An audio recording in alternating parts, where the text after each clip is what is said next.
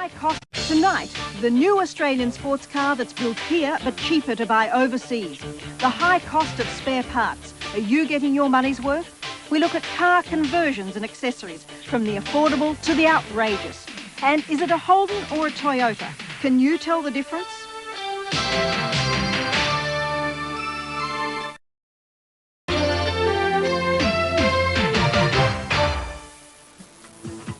Six years ago, this was just a dream. A dream to mass-produce a convertible sports car in Australia and sell it to the Americans.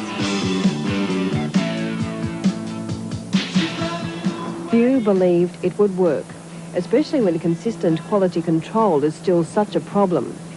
But a handful of people within Ford Australia decided to take the gamble and sell the convertible to the home of the convertible in the toughest market in the world. This is the result, the new Ford Capri. 4 cylinders, 1.6 litre, Italian design, Japanese engine, and the first Australian car to be exported to the United States. This car allows us in a small way to participate in what's going on in the rest of the world. We haven't seriously been an export for quite some time. And unless we do make a step in that direction, I think we're in danger of being left behind, or certainly losing the skills that we have in Australia for product development. Ford Australia has spent a massive $327 million in the design and engineering of the car and in the construction of the Broadmeadows production plant north of Melbourne. According to the Automotive Industry Authority, it's long overdue. Well, I think we're getting serious about making cars. I think it is true to say we haven't been serious about it in the past because we haven't seen the world as our market. We've decided that the only market that we really want to cater for is the local market.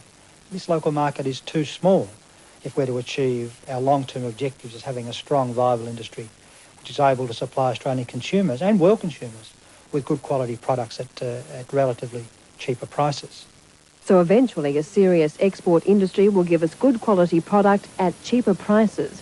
But at what cost? Okay, the car is ready to go. So far, Australian taxpayers have financed a $15 million development grant from the federal government.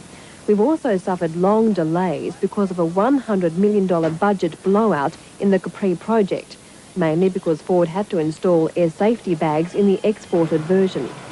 The fact is, Ford is building this car for the Americans. Of the 40,000 to be made by the end of next year, only 5,000 will be released on the Australian market. When it comes to buying a new car, there's no such thing as a bargain. But the Ford Capri comes pretty close, ranging in price from $23,000 for the standard model to $28,000 for the turbo. But there's just one catch, because this Australian car will be around $4,000 cheaper to buy in the United States, despite the cost of exporting it halfway around the world. I think you've got to see that in the context of how competitive the US market is, because it's the one market in the whole world that allows absolutely anybody in. But nevertheless, you can still sell it cheap in the US. Do you think that Australian consumers are going to be happy about the fact that a car can be sold cheap in the United States? Oh, if you ask me, would I prefer to pay less money? The answer, of course, is yes.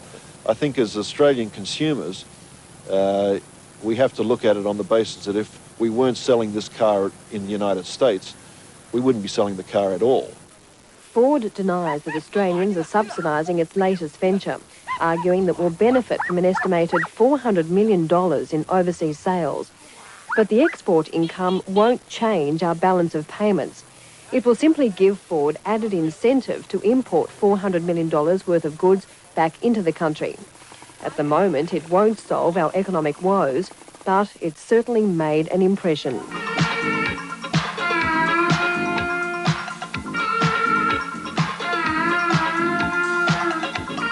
like my car? It soon became clear why Ford has received more than 2,000 advanced orders for the Capri. Some onlookers couldn't resist. Well, if you've always wanted to own a little red convertible but don't have $23,000, there is an alternative. It's much cheaper, much more efficient. The only problem is it takes a little longer to get around.